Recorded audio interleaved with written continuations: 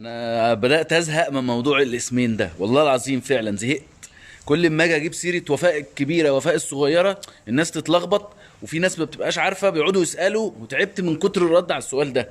اني اقول وفاء واقول وفاء، فانا في ناس بتبقى عارفه مين وفاء اللي انا بتكلم عليها، ومين عارفه ومين بدات اتلخبط. انا نفسي بدات اتلخبط. كنت بشويه بعمل فيديو على العجله دي، فبقول له ايه، وفاء بتحب تركن العربيه جنب العربيه، يبقى انا كده بتكلم على مين؟ وفاء بنتي. ماشي. وفي نفس الوقت بقى برضو بقول ايه في نفس الفيديو، بقول ان انا رايح اجيب بصل عشان وفاء طالب منها كشري، تعمل لي كشري فطلبت مني بصل، يبقى انا كده بتكلم على مين؟ ها، يبقى بتكلم على وفاء الكبيره. ففي ناس يقول لك وفاء، هو وفاء مراتك بتركب العجله دي؟ يا جدعان انا بقول العجله دي، يبقى انا بتكلم على وفاء الصغيره. بقول طالبه مني كشري طالب منها بصل. طالب منها بصل ايه؟